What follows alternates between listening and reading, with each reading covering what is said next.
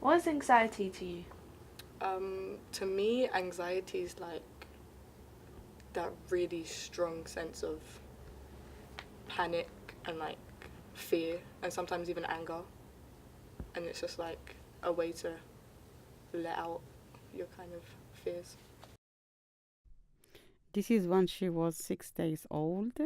She was chubby baby. She was with my mom in Morocco in our neighbor's farm. She used to love horses a lot. This is my favorite picture. She was wearing all Barbie clothes. We were invited to Turkish restaurants. She loved the food.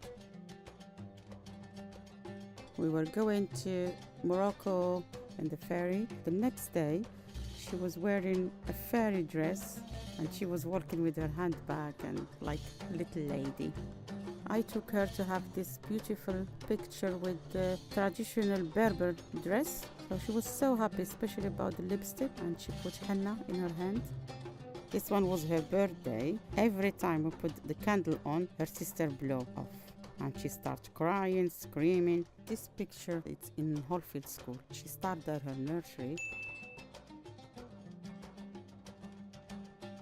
There was a big party there for all the kids. This is Eid picture with her grand auntie. She loved her because she reminded her of my mom.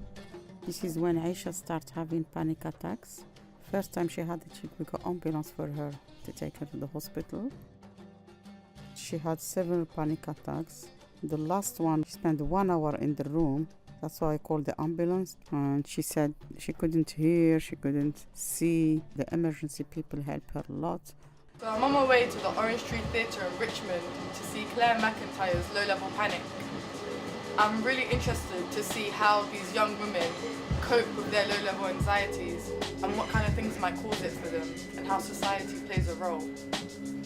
And I really want to see if I can find anything that can help me cope with my own anxieties. So I'm looking forward to seeing this performance.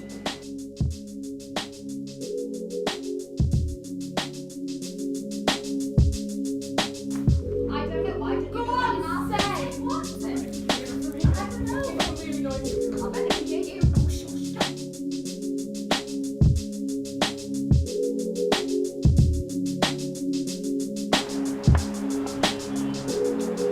I just got done watching Low Level Panic and I really loved it. Like it wasn't as much as I wasn't really expecting to see like a proper panic attack or something, but I kind of liked how I could relate to some of the characters, like and some of the reasons why they were so anxious about their lives and stuff. To find out more about my panic disorder and what makes me me, I've decided to call Dr. Rosenbaum at Hillingdon Hospital. So let's see what she has to say. Hello? Is this Hillingdon Hospital?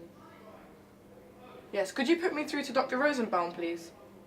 What advice would you give to individuals and or society about the issue of anxiety?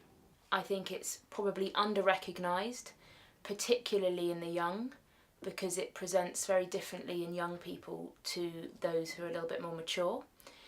I would probably tell people to speak up, to talk to someone, doesn't matter who that is, but someone who recognises what they're saying, recognises the dangers that anxiety can pose, and someone who they feel they can trust.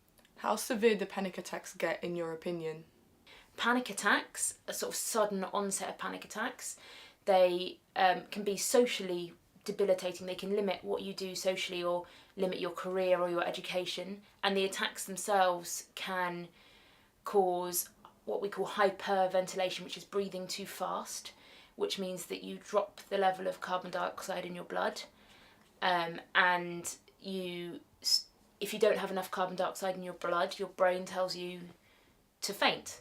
What useful or common treatments do you offer to patients with anxiety? So the most important thing, first things first, is to identify someone with anxiety and correctly identify them. Separate people from anxiety from people with depression, from people with specific phobias. And then the second thing is you need to talk with that person about their coping mechanisms, because you need to help people to cope because the treatment isn't a right now thing, it takes a long time. So you have your coping mechanisms and then you have your management or your treatment.